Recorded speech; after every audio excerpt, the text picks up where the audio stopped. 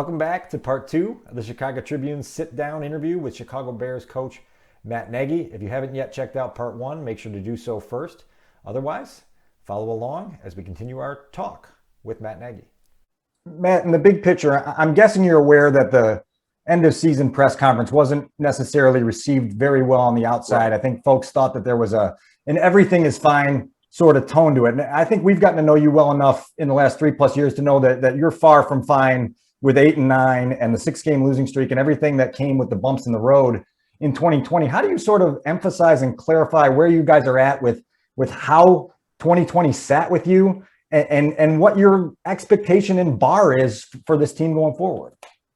Well, so here's what I would say to all of that, Dan, is without a doubt, we understand that how the end of the year went as a team. And then, you can talk about the end of the year press conference that we had. Really what it comes down to is, and number one, from all of us as players and as coaches, our ownership with George and Ted and Ryan and Mrs. McCaskey, like we all want one common denominator, and that's to win the Super Bowl. That's what we want. And so we know that for us, we need to be and want to be a heck of a lot better than 8-8. And then going to the playoffs and losing in the first round. Like for us, that's not good enough. And we accept that. And we know that. And we appreciate the pride and the passion and the want from the fans and the city and everybody else. So I guess that's where sometimes it gets hard, because there can be a frustration from the fans and the city and everybody else, because they want that. Well, we want it too. And we're going to do everything we can to get to that point. And that's why, for us, trust me, everything that we're doing, we're trying to do for the Chicago Bears, for all of us together.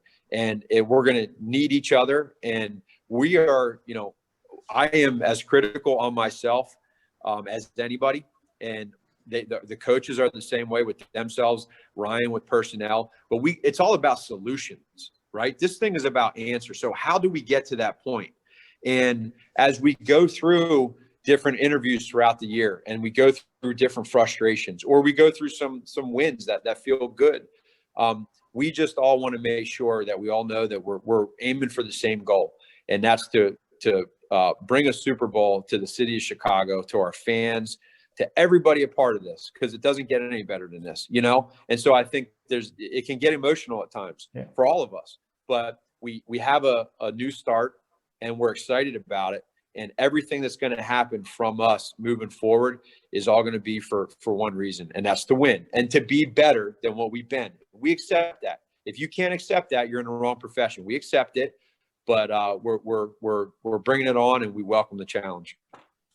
Have the Buccaneers created a new blueprint for how to build a Super Bowl team? Obviously, there's not another Tom Brady with 6 rings heading into free agency here 2 weeks from now. But do you look at what Tampa Bay accomplished and say, hey, we can do something similar?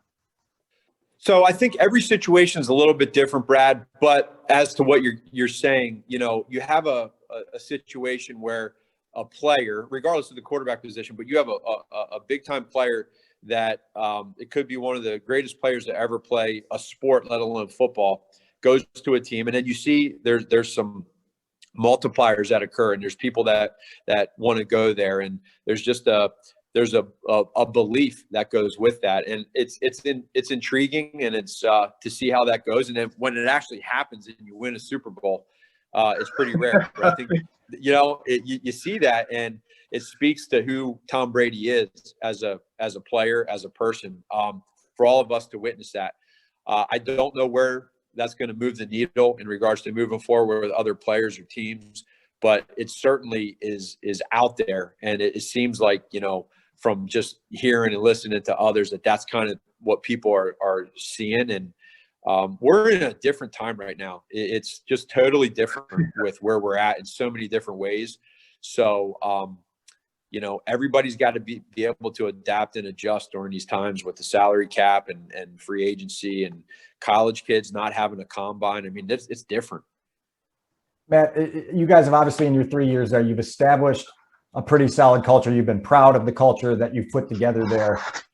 I don't think you'd have any disagreement from anyone that follows you closely that you guys have a coaching staff and a locker room full of passionate, driven, team first guys that are all after the same thing. I'm curious from your chair as the head coach, how you can get yourself and the team as a whole to sort of use that as fuel more toward that championship run than you talked about, rather than just an airbag that kind of lessens the blow of a 6-game losing streak. Yeah. So for me, I come into 2018 as the head coach my first year, and there's a lot of standards and expectations that comes with that, and you're setting the new culture, right? I think for me, what I've learned the most in the last 2 years, and I put this on me, is I think we lost a little bit of that. Those standards, you just think they're going to happen naturally, from the culture that you build. And when I say that, I'm talking about like practice habits, starting with me, making sure that, hey, every single play, we are going 100 miles per hour. And if you're tired, get your tail out, next guy up. That's going to be a mindset and an attitude that then goes to the playing field on Sunday. I feel like, when some things didn't happen, it was more about us just saying, okay, well, when is it going to happen, instead of making it happen.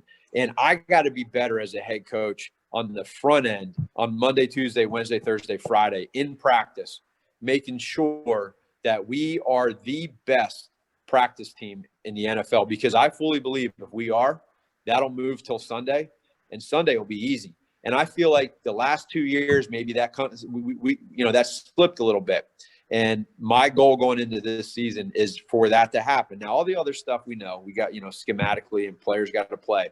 But I'm going to make sure that I do my part on that end to be the best head coach I can be and get these guys practicing. And once they do that, it's not because of one. It's just that's just a culture. We get that going. I think it's going to be really good for us on Sundays. Any sense for why it slipped?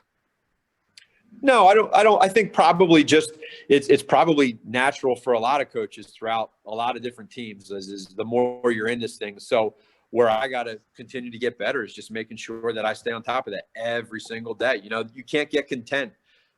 You got to make sure you're always staying really aggressive every day, and every day is a new day. And now I can't just do that on my own, right? The coaches are going to help me out. The players are going to help us out, and we're going to do it together. And so as long as they understand that message, the culture part with the guys and being good people and getting through that pulls you through 6-game losing streaks. That's where the culture helps you, because if we had a bad culture, we would have went the other way after those 6 games that we lost. But I'm really, really excited and motivated for this coming off season, whether it's, the different phases of OTAs and or training camp to get that thing back and, really get going. So I'm looking forward to it. So last couple of things to that end, Matt. Obviously, last year in Indianapolis, we talked about Mitch heading into a year with highly elevated urgency and sort of the prove it or lose it situation. The spotlight kind of shifts now as you head into your 4th year. You're well enough aware that there's going to be talk about job security, and there's going to be talk about pressure, and there's going to be talks about those things for you. Do you feel a heightened urgency here to capitalize on the demands and the dynamics that are sort of new now in your 4th year? I would just say this, Dan, for that question is you have to be aware of every situation that comes across your table. And when you look at it, for me, heading into my 4th year here as the leader of this team and the head coach of this team, from day one, when I signed up to be the head coach, at some point, there's always going to be some type of criticism, and there's always going to be an evaluation process. That's only fair. So there's like I tell the team, there's 2 ways you can go. You can embrace it and try to figure it out and get better, or you can run from it and hide from it, and inevitably it's going to get you. And that's just not the way that I roll. And I just believe we got a great set of coaches and players that we've built here together over time. It takes time. I also want to, remind all of us, and I always remind myself, like, I'm proud of this team for being able to get to where we've been in certain situations. We all want more. That's the goal. And so how are we going to get to that? We know what the goal and the objective is, which is to win the Super Bowl. That's 32 teams every year. 31 of them have the same feeling that we have. Every single year, there's 31 teams that have the same feeling we have.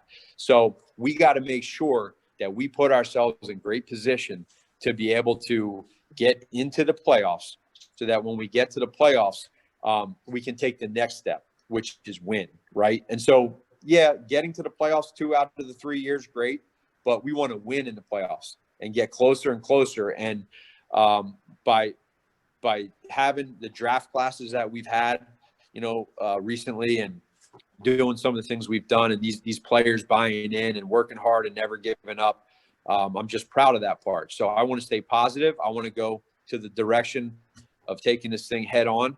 And I'm really in a good place right now. I embrace it.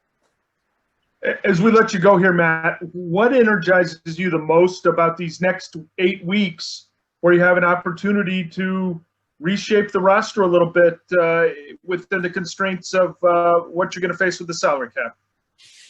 Yeah, so it's going to be an unprecedented next 8 weeks in the fact of just where things are with the salary cap. I mean, there's probably, as you can start to see already, some of these cap casualties that are going on. And so we really got to rely on each other to do our homework and making sure we're watching all the tape on all these players.